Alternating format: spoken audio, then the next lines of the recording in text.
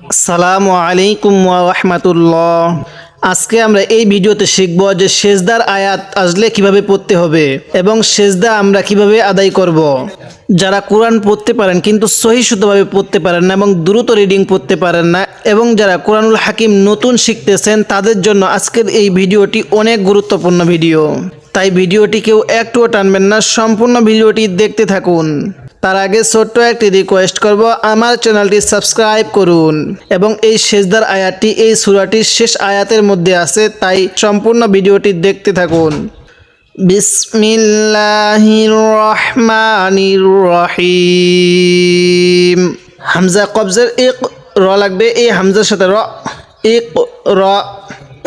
এই কপের মধ্যে একটু ধাক্কা দিব, কারণ কপটা হলো কলকলা হরফ আর কলকলা হরফ হলো পাঁচটি, কফতা বাজিম দাল। তো আমরা তাহলে কিভাবে পড়ব? ইক র, বা লাগবে এই সিনের সাথে বিস, মিমজের মি, ইক র বিস মি। র লাগবে এই বায়ের সাথে রব, বাজের বি, রব বি। কাফ লাগবে এই লামের সাথে কাল, লামজবরলা, কাল্লা, জালিয়াদের রি। এখানে আমরা এক আলিফ টান দিব। কেন? যখন দেখব জেরের বামে এরকম ইয়া সাকিনা আছে, সেই জায়গার মধ্যে আমরা এক আলিফ টান দিব। খজবর খ, লামজবর লা, কবজবর ক, খলা ক। এই গোল চিহ্নটার নাম হলো ওয়াকফ। আমরা এখানে এখন দম ফালাবো। যদি দম ফালাই তাহলে এই শেষ হরফের মধ্যে আমরা জজম দিব, তখন কিন্তু এই জবরটাকে বাদ দিব। তো এবার তাহলে কিভাবে পড়ব? খলাক, ইকরা বিসমি রাব্বিকাল্লাযী খলাক, ইকরা বিসমি রাব্বিকাল্লাযী খলাক। খজবর খ, লামজবর লা, কপ লাগবে এই লামের সাথে কল, খলা কল। হামজা লাগবে এই নুনের সাথে ইং। এখানে আমরা নাকের বাসি দ্বারা গুণনা করব, কারণ নুন সাকিনের পরে যখন ইকফার হরফগুলো পাবো তখন আমাদের সেই নুন সাকিনের মধ্যে গুণনা করতে হবে। তো নুন সাকিনের পরে এই সিনটা হলো ইকফার হরফ, এই জন্য আমরা এখানে গুণনা করব। সিন আলিফ জবর সা, এখানে এক আলিফ টান দিব। কেন? জবরের বামে যখন খালি আলিফ পাবো তখন সেখানে আমরা এক আলিফ টান দিব, নুন জবর না। ইং সা না, খলাকল ইনসানা। মিম লাগবে এই নুনের সাথে মিন, এখানে স্পষ্ট করে পড়ব। নুন সাকিনের পরে যখন ইজহারের হরফগুলো থাকবে তখন ওই নুন সাকিনটি স্পষ্ট করে পড়তে হবে। আইন জবর আ, লাম জবর লা, কফ দুই জের কিন, আলা কিন। এখন অনেকেই বলতে পারেন যে হুজুর আমরা পূর্বে পড়লাম যে এক জবর থাকলে বাদ দিব ওয়াকফের শেষ হরফের মধ্যে, তো দুই জবর থাকলে কি করব? হ্যাঁ, দুই জবর থাকলেও বাদ দিয়ে দিব, এই কফের মধ্যে তখন জজম দিব। আলা, দেখুন আমি দুই জের কিন্তু বাদ দিয়ে দিছি ওয়াকফের সময়। তো আমরা কিভাবে পড়ব? খলাকল ইনসানা মিন আলাক। হ্যাঁ, আরেকবার, খলাকল ইনসানা মিন আলাক। হামজা লাগবে এই কপের সাথে ইক, র লাগবে এবার এই হামজার সাথে, এটা কিন্তু হামজা র, র লাগবে এই হামজার সাথে র, ইক র। ওয়া জবর ওয়া, র লাগবে এই বায়ের সাথে রব, বা পেশ বু, ওয়া রব বু। কাপ লাগবে এই লামের সাথে কাল, ওয়া রব বু কাল। হামজা লাগবে এই কাপের সাথে আক, র জবর র, মিম পেশ মু, আক রমু। তো এবার আপনারা বলেন তো, আমি যদি এখানে ওয়াকফ করি তো এই মিমের উপর যে পেশটা আছে এটা কি রাখবো নাকি বাদ দিয়ে দিব? হ্যাঁ, বাদ দিয়ে দিব। তখন কি পড়ব? জজম পড়ব। ইকরা ওয়া রাব্বুকাল আকরাম, ইকরা ওয়া রাব্বুকাল আকরাম। হামজা লাগবে এই লামের সাথে আল। এখন আয়াতের শুরুতে যখন এরকম আমরা খালি আলিফ দেখি তখন আমরা অনেকে হয়তো পড়তে পারি না। তো আজকে যদি আমরা এই নিয়মটি শিখে নিতে পারি তাহলে পরবর্তী আমরা এই সমস্যায় আর পড়ব না। আয়াতের শুরুতে যখন এরকম খালি আলিফ পাবো তখন তার উপরে আমরা জবর দিব, যখন জবর দিব তখন সেটাকে হামজা পড়ব। তো হামজা লাম জবর আল, লাম জবর লা, আল্লাহ, জালিয়াদের রি। তো এবার আপনারা বলেন তো এখানে আমি কয় আলিফ টান দিব? হ্যাঁ, এক আলিফ টান দিব। কেন? জেরের বামে ইয়া সাকিন হলে এক আলিফ টানতে হবে। আইন লাগবে এই লামের সাথে আল, লাম জবর লা, মিম জবর মা, আল্লামা, আল্লাযী আল্লামা। বা লাগবে এই লামের সাথে বিল কফ জবর ক লাম জবর লা মিম জের মি বিল কলামি। তো এবার আমি ওয়াকফ করব। তো এবার আপনারা বলবেন যদি আমি এখানে ওয়াকফ করি তাহলে এই জেডটাকে কি বাদ দিব? হ্যাঁ, বাদ দিয়ে দিব। তখন মিমের উপর কি দিব? জজম দিব। তখন কিভাবে পড়ব? বিল কলাম আল্লাযী আল্লামা বিল কলাম আল্লাযী আল্লামা বিল কলাম। আইন লাগবে এই লামের সাথে আল লাম জবরলা আল্লাহ মিম লাগবে এই লামের সাথে মাল আল্লাহ মাল। হামজা লাগবে এই নুনের সাথে ইং। তো আমি এখানে কেন গুণনা করছি এবার আপনারা বলবেন। তো আমি এখানে তো স্পষ্ট করেও পড়তে পারতাম কেন গুণনা করছি। হ্যাঁ, নুন সাকিনের পরে যখন ইকফার হরফ আসবে তখন আমরা সেখানে গুণনা করব। সিন আলিফ জবর সা, এখানে কয় আলিফ টান দিব এবার আপনারা বলবেন। এখানে এক আলিফ টান দিব, কারণ জবরের বামে যখন খালি আলিফ পাবো তখন আমরা সেখানে এক আলিফ টান দিব। নুন জবর না ইং সা না আল্লামাল ইনসানা। অনেকে আমরা এই আইনটাকে হামজা পড়ি, দেখুন আমি কিভাবে পড়ি আল্লামা আল্লামাল আল্লামাল এরকম করে পড়ব আল্লামাল ইনসানা। মিম আলিফ জবর মা এক আলিফ টান দিব। লাম মিম জবর লাম ইয়া লাগবে এই আইনের সাথে ইয়া লাম মিম জবর লাম ইয়া লাম আল্লামাল ইনসানা মা লাম ইয়ালাম। এই কুরআনুল হাকিম যখন সর্বপ্রথম নাজিল হয়েছিল তখন এই 5টি আয়াত নাজিল হয়েছিল। কাফ লাগবে এই লামের সাথে কাল কাফ লাগবে এই লামের সাথে কাল লাম আলিফ জবর লা। এখানে আমরা 3 আলিফ টান দিব, কারণ মদের হরফের উপর চিকন চিহ্ন এরপরে যদি এরকম লম্বা হামজা থাকে তাহলে সেখানে আমরা 3 আলিফ টান দিব। কাল্লা হামজা লাগবে এই নুনের সাথে ইন নুন লাগবে এবার এই লামের সাথে নাল ইন নাল। এখানে আমরা গুণনা করব, কারণ মিম এবং নুনের উপর যখন তাসদিদ হবে তখন সেখানে গুণনা করা ওয়াজিব হয়ে যায়। তো এখানে আমরা নুনের উপর তাসদিদ দেখতেছি, এজন্য আমাদের এখানে গুণনা করব। ইন নাল হামজা লাগবে এই নুনের সাথে ইং। সিন আলিফ জবর সা নুন জবর না ইং সা না কাল্লা ইন্নাল ইনসানা। লাম জবর লা ইয়া লাগবে এই তয়ের সাথে ইয়াত গয় নিয়া খারা জবর গ লায়াত গ কাল্লা ইন্নাল ইনসানা লায়াতগা। হামজা লাগবে এই রয়ের সাথে আর এই নুন সাকিনের সাথে লাগবে না।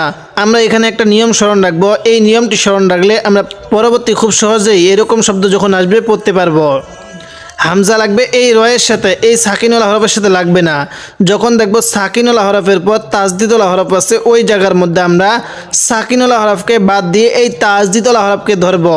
তাহলে হামজা লাগবে এই রয়ের সাথে আর রজবর র আর র হামজা খারা জবর আ। হা লাগবে এই সিনের সাথে হুস আর র আ হুস।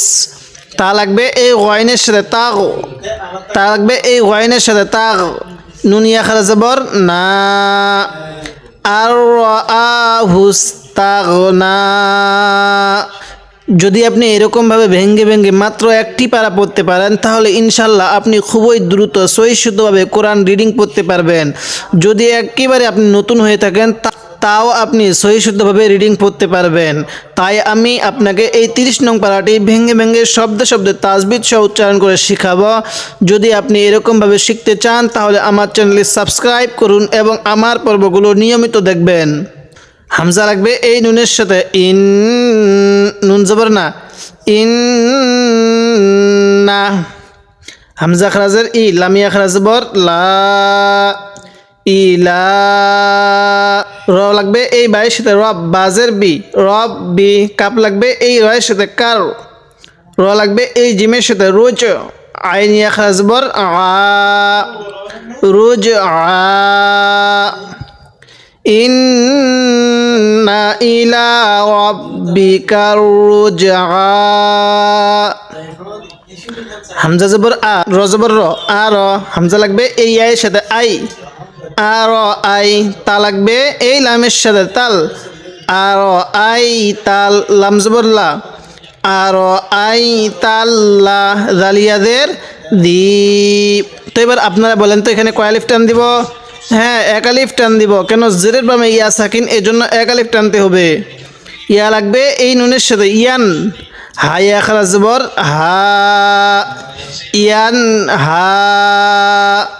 এই নুন সাকিনের মধ্যে আমরা গুণনা করব না, কারণ নুন সাকিনের পরে যখন দেখব ইজহারের হরফগুলো আছে তখন সেখানে আমরা স্পষ্ট করে পড়ব। আর আই তাল্লাযিয়ানহা, আমি যেখানে যেখানে টান দেই আপনারাও সেখানে সেখানে টান দিবেন, এবং আমি তো টান দেওয়ার নিয়মগুলো বলে দিতেছি। এছাড়া এই টান দেওয়ার নিয়মগুলো ব্যতীত অন্য কোনোখানে টান দিবেন না। আইন লাগবে এই বায়ের সাথে আব, দাল আলিফ দুই জবর দান, আব দান। হামজাজের ই, জাল আলিফ জবর দা, এক আলিফ টান দিব। কেন? জবরের বামে খালি আলিফ হলে এক আলিফ টানতে হবে। আব দান ইদা। সদ লাগবে এই লামের সাথে সল, লামিয়া খারা জবর লা, সল্লা। আবদান ইদা সল্লা। অনেকে আমরা এখানে সাল্লা পড়ব, এর সাল্লা পড়ব না, সল্লা এরকম করে পড়ব। আবদান ইদা সল্লা। হামজা জবর আ, র জবর র, আর হামজা লাগবে এই আয়ের সাথে আই, তা জবর তা, আর আই তা। হামজা নুনজের ইং, গুণনা করব। এবার নুন সাকিনের পরে এই কাপটা হলো ইকফার হরফ, এই জন্য এই নুন সাকিনের মধ্যে আমরা গুণনা করব। ইং, কাফ আলিফ জবর কা, নুন জবর না, ইং কানা। আইন জবর আ, লাম লাগবে এই লামের সাথে লাল, আলাল। হাফেজ হু, দালিয়া খারা জবর দা, আলাল হুদা। আর আইতা ইং কানা আলাল হুদা। আর আইতা, আমরা অনেকেই এই রয়ের মধ্যে টান দিই, আর এরকম করে পড়ি, এরকম করে পড়বো না। যেখানে টান দেওয়ার অপশন আছে সেখানেই টান দিতে হবে, এছাড়া অন্যখানে টান দেওয়া যাবে না। আর আইতা ইং কানা আলাল হুদা। হামজা লাগবে এই ওয়াওয়ের সাথে আও, হামজা জবর আ, আও আ, মিম জবর মা, র জবর র, আও আমা র। বা লাগবে এই তায়ের সাথে বিত, তা লাগবে এবার এই কপের সাথে তাক, ওয়াও ইয়া খারা জবর ওয়া, আও আমা র বিত তাক ওয়া। হামজা জবর আ, র জবর র, আর হামজা ইয়া জবর আই, তা জবর তা, আর আই তা। হামজা লাগবে এই নুনের সাথে ইং, কাফ লাগবে এই দালের সাথে কাল, দাল জবর দা, বা জবর বা, কাল্লাবা। আর আইতা ইং কাল্লাবা। ওয়াও জবর ওয়া, তা জবর তা, ওয়াও লাগবে এই লামের সাথে ওয়াল, লামিয়া খারা জবর লা, ওয়া তা ওয়াল্লা। আর আইতা ইং কাল্লাবা ওয়া তা ওয়াল্লা। হামজা জবর আ, লাম লাগবে এই মিমের সাথে লাম, আলাম। ইয়া লাগবে এই আইনের সাথে ইয়া, আলাম ইয়া, লাম মিম জবর লাম, আলাম ইয়া লাম। বাজের বি, হামজা লাগবে এই নুনের সাথে আন, বি আন। নুন লাগবে এই লামের সাথে নাল, বি আন নাল। লাম খারা জবর লা, আমরা বানান করার সময় লা পড়ব, যখন মিলিয়ে পড়ব তখন ল পড়ব। লাম খারা জবর লা, হা জবর হা, বি আন্নাল্লাহা। ইয়া জবর ইয়া, র ইয়া খারা জবর র, এক আলিফ টান দিব। আলাম ইয়ালাম বিআন্নাল্লাহা ইয়ারা আলাম ইয়ালাম বিআন্নাল্লাহা ইয়ারা কাফ লাম জবর কাল লাম আলিফ জবর লা কাল্লা লাম জবর লা হামজা লাগবে। এবার আপনারা বলবেন যে হামজা কার সাথে লাগবে? হ্যাঁ, হামজা লাগবে এই লামের সাথে, এই নুন সাকিনের সাথে লাগবে না। কারণ আমরা একটি কায়দা পড়েছি, সাকিনওয়ালা হরফের পর যখন তাজদিদওয়ালা হরফ পাবো তখন সেখানে আমরা এই সাকিনওয়ালা হরফটাকে বাদ দিব। তাহলে কিভাবে পড়ব? কাল্লা লা ইল্লাম, এই হামজা লাগবে এই লামের সাথে, নুনটা বাদ যাবে। লা ইল্লাম ইয়া লাগবে এই নুনের সাথে, ইয়াং তাজব তাহাজের হি, ইয়াং তাহি। এখন যদি আমরা এখানে দম ফেলাই ওয়াকফ করি তাহলে কিভাবে পড়ব? লা ইল্লাম ইয়াং তাহ, এই হায়ের নিচে জেরটাকে বাদ দিব, হায়ের উপর কি দিব? জজম দিব। লাম জবর লা, নুন লাগবে এই সিনের সাথে, নাস লা নাস।